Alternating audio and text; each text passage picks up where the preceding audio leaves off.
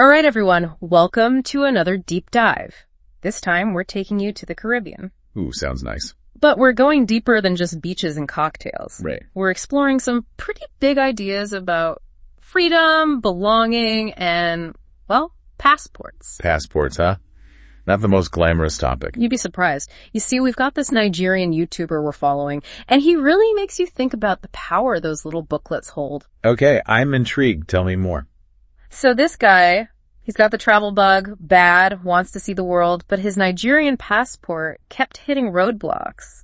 Visa denials, restrictions, the whole 9 yards. I can imagine that gets frustrating fast. Yeah, and for him, it went beyond just inconvenience. He talked about how it impacted his dignity, made him feel like a second-class citizen. It's true, you don't often think about it, but your passport really does dictate how you experience the world. And that's where this deep dive gets interesting. He found a way around those limitations. Get this, he got citizenship in St. Kitts and Nevis through investment. Wow, that's a pretty big commitment. It is, and it highlights just how far some people will go to overcome those passport barriers. But here's the thing, he didn't stop there. He actually went to St. Kitts and Nevis. He did. He wanted to see what life was like in his new country. What we're going to unpack today is what pushed him to make that decision, what surprised him about the islands, and the unexpected lessons he learned along the way. Sounds like more than just a travel vlog. Way more. It gets deep. So first, let's talk about those early experiences he shared.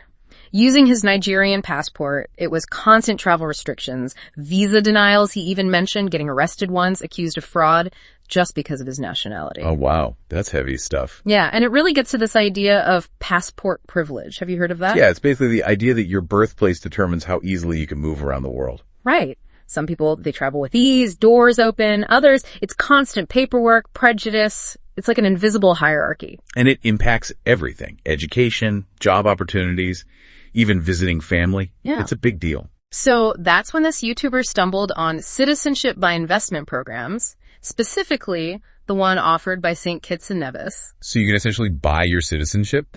Essentially, you invest a hefty sum in the country and you gain citizenship in return. It's not exactly accessible to everyone, though. I imagine not. It kind of raises some ethical questions too, right? Who gets to buy belonging? Definitely something to think about.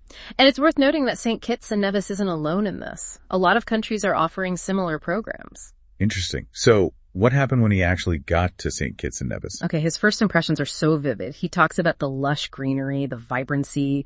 It's like stepping into a postcard. Classic Caribbean paradise. Almost. He does throw in this detail about water running in the streets.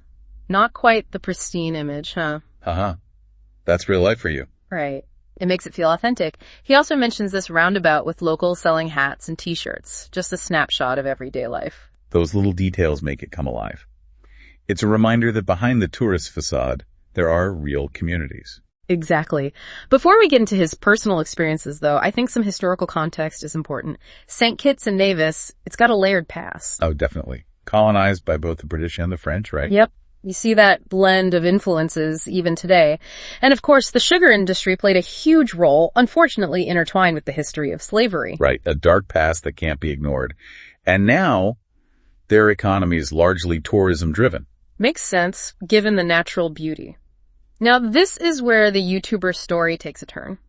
He's on Frigate Bay Beach, strikes up a conversation with a longtime resident, and this guy, he's just beaming, radiating pure joy about living there. Talks about the beauty, the people, the whole vibe. That island time mentality. Bingo. Oh. And that's something worth unpacking. It's more than just a slower pace. It's a whole different mindset, different priorities. Living in the moment, appreciating the simple things.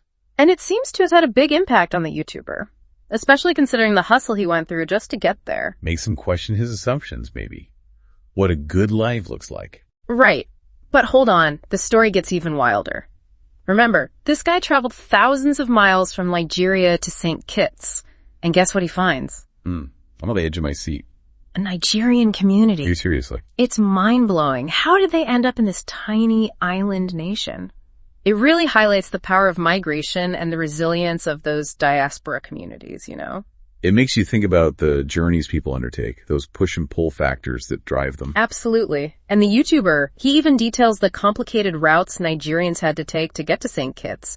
All the visa hurdles, the logistical nightmares. It all circles back to those passport inequalities, right? Yeah. It's not just leisure travel. It's about people's lives, their ability to move freely. And to choose where they want to build their lives. Precisely. Yeah.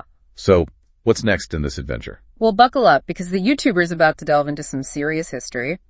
He visits the Wingfield Estate, this old sugar plantation, with a direct link to Thomas Jefferson. Wow, the layers of history. It's crazy, right? It's like peeling back time. It makes you think about the connections across continents, how events ripple through history. And how those historical forces still shape our world today. Exactly. The YouTuber, he interacts with the guide, trying to understand the artifacts, the stories they hold. It's like unraveling a mystery. And a complex one, too. The legacy of colonialism and the sugar trade, it's intertwined with so much pain and exploitation. It's a past we can't ignore. Now, no sugar plantation exploration would be complete without. Right. You know it. And get this, they had preserved rum from centuries ago. Wow, what a taste of history that would be. The YouTuber didn't try it on camera, but he said he planned to buy a bottle eventually to taste his country's rum, connect his past and present. That's a powerful image. Now get ready for another twist. The YouTuber's adventure takes him to Nevis, the neighboring island.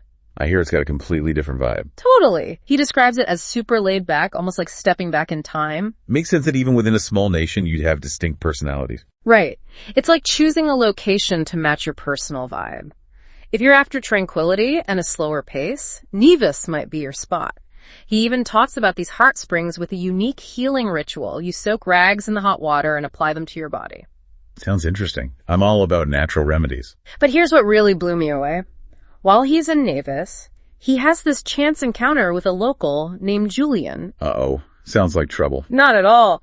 Julian ends up being his guide, his friend, his window into Nevisian life. They drink killer bee cocktails, sample local moonshine, explore hidden spots. It's like a buddy movie in real time. And it highlights the power of those unexpected connections, those spontaneous adventures that you can't plan for. And it makes you wonder how often we miss out on those because we're stuck in our routines or comfort zones. So true. What happens with Julian? Tell me more. Julian sounds like the ultimate travel buddy. He really is. The YouTuber, he was a little hesitant at first, Killer bee cocktails, moonshine. It's not your typical tourist experience. It sounds a bit adventurous, yeah. But Julian, he was so welcoming, so enthusiastic about sharing his island. It was contagious. The YouTuber just went with it. That's the spirit. Sometimes you gotta step outside the comfort zone and just embrace the local experience. And it's not just about the drinks, right? It's about connecting with people, trying new things. It's about those shared moments that you remember long after the trip is over. It's true. Those authentic experiences are what make travel so special. And Julian, he really went above and beyond. He took the YouTuber to these amazing natural hot springs, a hidden gem tucked away in the lush landscape. Wow, a local secret. You can't beat that. And they weren't just soaking in the hot water. They were talking, sharing stories about Nevisian culture, history, folklore. It was like a cultural immersion. It's those kinds of interactions that really broaden your perspective, Yeah. You learn so much from the people you meet. And then there's this moment where Julian shows the YouTuber his mom's house and suggests turning it into an Airbnb. That's brilliant. Talk about entrepreneurial spirit. I know, right? It's a win-win situation. Tourists get an authentic experience, and locals benefit economically. It's a great example of how tourism can be done sustainably. I love that idea. It's about empowering communities, not just exploiting them. Exactly. But it wasn't just Julian's entrepreneurial spirit that impressed the YouTuber. Throughout his time in St. Kitts and Nevis, he was struck by the warmth and welcoming nature of everyone he met. That seems to be a recurring theme, right? Right. From that first encounter on Frigate Bay Beach to his time with Julian, it's all about the people. And for the YouTuber, it was a huge contrast to his past experiences traveling with his Nigerian passport. He talked about how he often felt suspicion, prejudice, like he constantly had to prove himself. It's a sad reality for so many people. Your nationality shouldn't dictate how you're treated. It's that whole passport privilege issue again. It's easy to take it for granted if you've never had to face those barriers. Absolutely. We need to be more aware of those inequalities and challenge the systems that perpetuate them. And that's why the YouTuber story is so powerful. It's a reminder that regardless of where we come from, we all deserve to be treated with respect and dignity. Well said. So how does the YouTuber wrap up this journey? What are his final takeaways?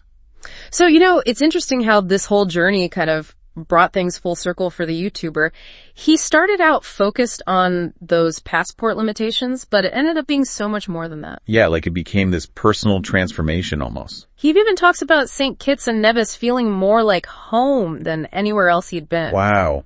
That's powerful, especially considering he had to, buy his way in. It really makes you think about what home truly means, right? Is it just a place or is it a feeling, a sense of belonging? It's more than just a location, that's for sure. It's about connection, community, acceptance. And that's what he seemed to find there. He talks about how in St. Kitts and Nevis, he felt seen and appreciated for who he was, not just for what was written in his passport. It's like he could finally just be himself, without those layers of judgment and prejudice. And that must have been incredibly liberating, especially after all the stuff he went through with his Nigerian passport. Remember those stories about being constantly scrutinized, questioned, even accused of fraud?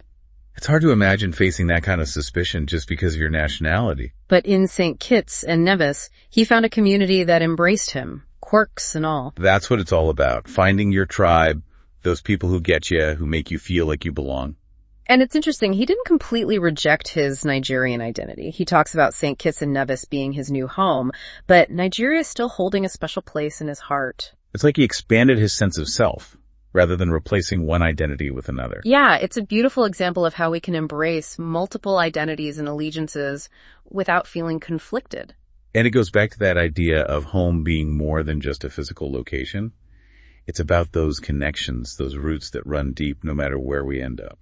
So towards the end of his journey, the YouTuber had this message for his viewers. He said, "Travel and explore regardless of passport limitations." It's a powerful message of defiance, almost.